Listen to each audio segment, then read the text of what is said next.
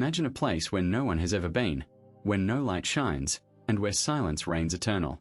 This isn't the plot of a sci-fi movie. It's a real place, right here in our universe. It's a place so desolate, so utterly alone, that it puts even the most remote deserts and icy tundras on Earth to shame. We are talking about the loneliest place in the universe, and it's not what you might think.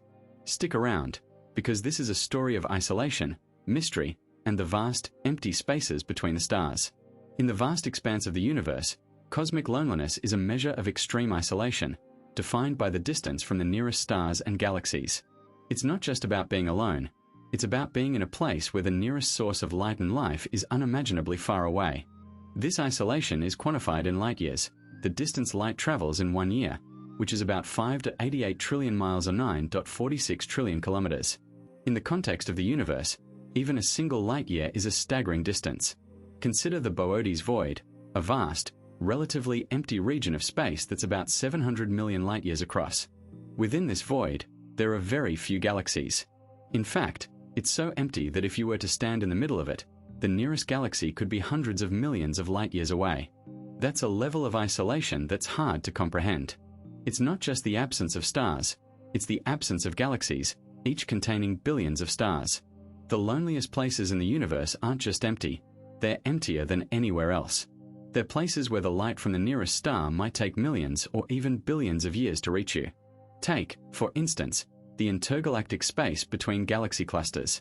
Here, the density of matter is extremely low. The nearest star could be light-years away, and the nearest galaxy could be tens or hundreds of millions of light-years away. It's a place where the universe feels vast, cold, and profoundly alone. This isolation isn't just a matter of distance, it's also a matter of time. Light takes time to travel, so when you look at a star or a galaxy, you're seeing it as it was in the past. In the loneliest places in the universe, the light you see is ancient. It might have left its source billions of years ago. This means that the loneliness isn't just spatial, it's temporal too. You're not just far away from the nearest source of light and life, you're also looking back in time. In the vast expanse of the universe, there are regions so empty that they make even the most desolate places on Earth seem crowded. These are the intergalactic voids, areas of space that contain almost no matter or light. They are the cosmic equivalents of empty deserts, stretching out for hundreds of millions of light-years, with only a handful of galaxies or stars to break the monotony. The largest known void, the Boötes void, is so immense that it could fit an entire cluster of galaxies within its boundaries. The emptiness of these voids is not just a lack of stars and galaxies. They also contain very little gas or dust, the raw materials that form new stars and planets. This makes them incredibly difficult to study, as there is almost nothing there to observe. Astronomers have to rely on indirect methods, such as measuring the gravitational effects of these voids on nearby matter, to understand their structure and properties. Despite their emptiness, these voids play a crucial role in shaping the large-scale structure of the universe. The formation of intergalactic voids is a result of the gravitational pull of matter. Over billions of years, matter in the universe has clumped together due to gravity, forming galaxies, clusters of galaxies, and even larger structures. This process has left behind vast regions of space that are nearly empty. The voids are not completely empty, though. They contain a few lonely galaxies, often referred to as void galaxies. These galaxies are isolated, with no neighbors for hundreds of millions of light-years in any direction. They provide a stark contrast to the crowded environments of galaxy clusters, where hundreds or even thousands of galaxies can be found in a relatively small volume of space. The study of intergalactic voids is important for understanding the fundamental nature of the universe. They provide a unique laboratory for testing theories of gravity, dark matter, and dark energy. For example, the distribution of voids in the universe can be used to test the theory of cosmic inflation, which suggests that the universe underwent a period of rapid expansion in its earliest moments. By studying the properties of voids, astronomers can also learn about the nature of dark energy, the mysterious force that is causing the expansion of the universe to accelerate. Despite their emptiness, intergalactic voids are far from being devoid of scientific interest. They hold the key to some of the deepest mysteries of the cosmos. In the vast expanse of the universe, the absence of nearby celestial bodies creates a unique challenge for spatial orientation. Without reference points, astronauts and spacecraft can struggle to determine their position and direction. This is because, in space, there are no landmarks, no up or down, and no familiar points to guide navigation. The Earth, with its gravity and visible horizon, provides a constant frame of reference. But in the void of space, this frame of reference disappears. Consider the International Space Station, ISS. It orbits Earth at about 250 miles above the surface, where the planet still looms large in the astronaut's view. They can use Earth as a reference point to orient themselves. However, venture further out, and this reference point becomes smaller and less useful. For instance, the Apollo missions to the Moon faced this issue. As they traveled away from Earth, the planet's size in the window shrank, making it less reliable for spatial orientation. Astronauts had to rely on instruments and stars to navigate. The lack of nearby celestial bodies also affects spacecraft. Probes sent to the outer reaches of the solar system, like Voyager 1 and 2, use the positions of stars to orient themselves. But even this method has its challenges. Stars are so far away that they appear as fixed points in the sky. This means that, from the perspective of a spacecraft, they don't provide a sense of depth or distance. It's like trying to navigate on Earth using only the North Star. It tells you your latitude, but not your longitude or altitude. Moreover, the absence of reference points can lead to a phenomenon called space disorientation. This is a condition where astronauts lose their sense of up and down, leading to confusion and even nausea. It's similar to the disorientation you might feel if you were in a completely dark room with no windows or doors. Without any visual cues, it's hard to know which way is up. In space, this disorientation can be exacerbated by the fact that there's no gravity to provide a constant pull in one direction. Astronauts have to rely on their training and instruments to maintain their spatial awareness. Humans have an innate tendency to project emotions and meanings onto the vast, empty expanses of space. This phenomenon is deeply rooted in our psychology and has been observed throughout history. The void of space, much like a blank canvas, invites interpretation and emotional investment. People often describe space as lonely, hostile, or even beautiful, attributing human-like qualities to an environment that is inherently devoid of life and emotion. This projection is not merely a whimsical exercise. It serves a practical purpose. By assigning emotions to space, humans make the unknown feel more familiar and less threatening. For instance, astronauts often report feeling a profound sense of isolation and loneliness when looking at Earth from space. This emotional response is a projection of their own feelings onto the vast, empty cosmos. It's a way for them to cope with the overwhelming scale and indifference of the universe. Art and literature further illustrate this tendency. Science fiction movies and books frequently depict space as a place of solitude and longing. Characters in these stories often grapple with feelings of isolation and alienation, projecting their inner turmoil onto the empty void around them. This narrative device resonates with audiences because it mirrors our own psychological processes. We see ourselves in the vast, silent expanse of space, finding comfort in the familiarity of our own emotions, even when they are magnified by the grandeur of the cosmos. Moreover, this psychological projection can influence our understanding of space exploration. When we talk about colonizing Mars or establishing bases on the Moon, we often frame these endeavors in terms of human needs and emotions. We imagine these places as potential homes, assigning them qualities like hospitable or inhospitable. This emotional investment drives our efforts to explore and understand the universe, making the unknown feel more like a frontier to be tamed than an insurmountable void. In the vast expanse of the cosmos, the concept of isolation takes on a new dimension. To understand the loneliest place in the universe, it's helpful to draw parallels with some of the most isolated spots on Earth. Deep ocean trenches, like the Mariana Trench, are some of the most remote and inhospitable places on our planet. These underwater canyons are so deep that sunlight cannot penetrate, making them some of the most isolated ecosystems. The pressure is immense, and the environment is harsh, much like the extreme conditions found in space. Scientists who study these trenches often compare them to alien worlds due to their otherworldly nature. The creatures that inhabit these depths have evolved in complete isolation, much like how life might exist in the far reaches of the universe. Polar stations, particularly those in Antarctica, offer another stark comparison. These research outposts are situated in one of the most desolate and isolated places on Earth. The winter months bring complete darkness, and temperatures can drop to life-threatening levels. The scientists and support staff who live there are cut off from the rest of the world for months at a time. This isolation is not just physical but also psychological, as the absence of human contact can take a toll on mental health. The parallels with space are clear. Both environments are extreme, remote, and require specialized equipment and training to survive. The sense of loneliness and the need for self-sufficiency are shared experiences between polar station inhabitants and astronauts. The deep ocean and polar regions also share a sense of vastness and emptiness. In the ocean, the distances between different ecosystems can be enormous, and communication between them is limited. Similarly, in the polar regions, the landscape is vast and unbroken, with few landmarks to break the monotony. This sense of scale and isolation is akin to the emptiness of space, where distances between celestial bodies are measured in light years. The feeling of being alone in such vast environments is a common thread. The psychological impact of this isolation is well documented in both settings. Astronauts and deep-sea divers, as well as polar researchers, often report feelings of detachment and a unique perspective on the world. Moreover, the challenges of survival in these extreme environments are comparable. In the deep ocean, divers must contend with crushing pressures and limited oxygen supplies.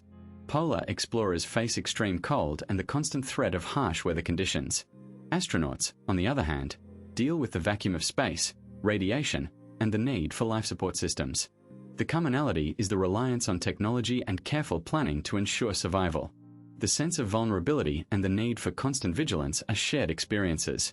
These parallels highlight the universal nature of isolation and the human spirit's resilience in the face of adversity. The vastness of space is humbling. It's so big that it makes the distances we're used to on Earth seem like a mere drop in the ocean. When we talk about space travel, we often think about the technology and the thrill of exploration. But there's a harsh reality that's often overlooked. The sheer scale of the universe makes space travel a challenge that might outlast us. The time it takes to travel even to the nearest stars is so enormous that it could easily exceed the lifespan of our entire civilization. Consider this. The closest star to our Sun is Proxima Centauri, about 4.24 light-years away. That means light, traveling at about 300 kilometers per second, takes over 4 years to get there. If we could build a spacecraft that travels at a tenth of the speed of light, it would still take over 40 years to reach Proxima Centauri. That's faster than any spacecraft we've ever built, but it's still a journey that would take multiple human lifetimes. And that's just to the nearest star. The Milky Way galaxy alone is about 100 light-years across. Traveling from one side to the other at the same speed would take over 1,000,000 years. This is what scientists call the time and distance paradox. It's a cruel twist of space travel. The farther we go, the longer it takes. And the longer it takes, the more likely it is that the civilization that started the journey won't be around to see it end. It's a stark reminder of our place in the universe. We are a young civilization, and space is vast and patient. It doesn't care about our timelines or our lifespans.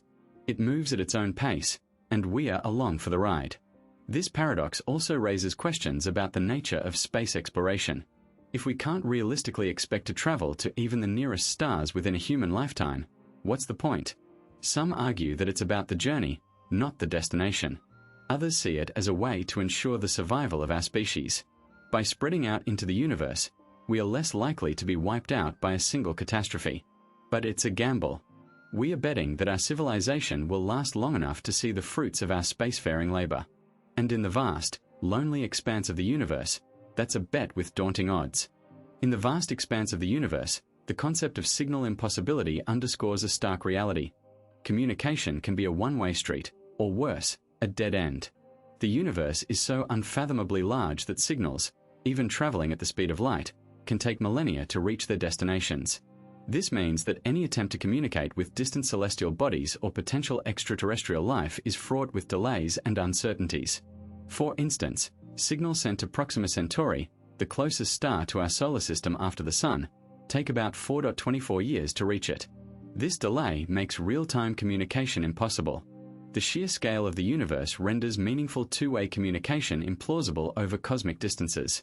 Moreover, the concept of signal impossibility isn't just about distance. It's also about the nature of signals themselves. Electromagnetic signals, like radio waves, degrade over time and distance. They can be absorbed, scattered, or otherwise altered by the interstellar medium, which is filled with gas, dust, and cosmic rays. This degradation means that even if a signal manages to reach its destination, it might be too weak or distorted to be understood. For example, the Arecibo message, sent in 1974 towards the globular star cluster M13, is a powerful radio signal designed to communicate with potential extraterrestrial life.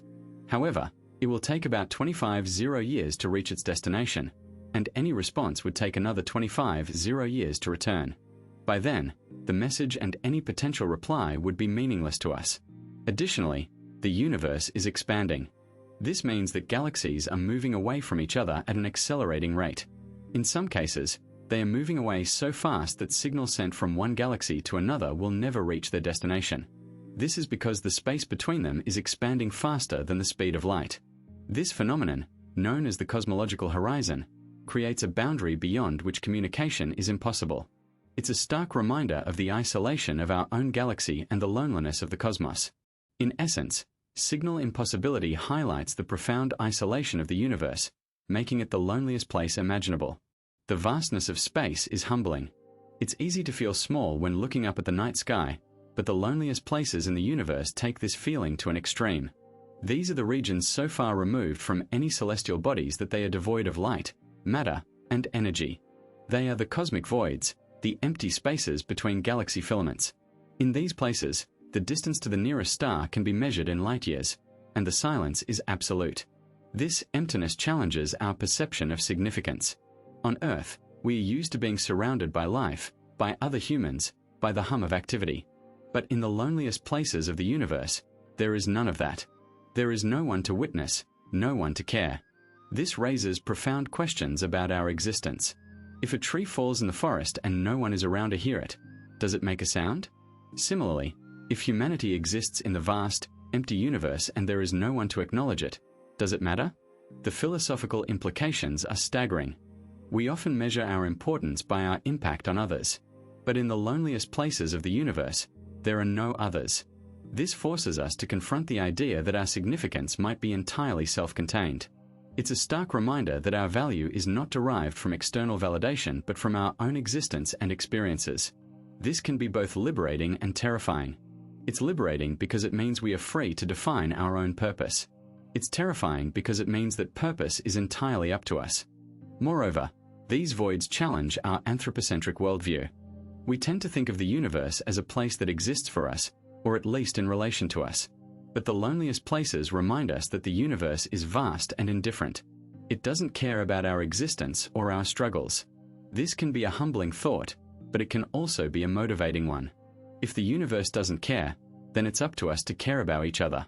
It's up to us to create meaning and connection in a vast, empty cosmos. As we wrap up our journey through the loneliest place in the universe, let's recap what we've learned. The Boseman's Ring, a vast cosmic structure left behind by a galaxy that's long gone, is a stark reminder of the universe's immense scale and the isolation that comes with it. It's a place where even light struggles to escape, and where the concept of time stretches beyond our comprehension. But here's the thing, while the Boseman's Ring might be the loneliest place in the universe, it doesn't have to be the loneliest part of your day. We are social creatures, and even in the vastness of the cosmos, we find ways to connect. So, next time you're feeling a bit isolated, remember that you're not alone. There are people out there who care about you, and who want to share this incredible journey of life with you. And speaking of journeys, we've got plenty more to come. In our next video, we'll be exploring the mysteries of dark matter. What is it? Where does it come from? And why does it make up such a huge part of our universe? It's a topic that's as fascinating as it is mysterious, and we can't wait to dive in with you. So, hit that subscribe button, and join us as we continue to explore the wonders of the universe. Together, we'll make sure that no matter how vast the cosmos may be, we'll never feel alone in it. See you in the next video.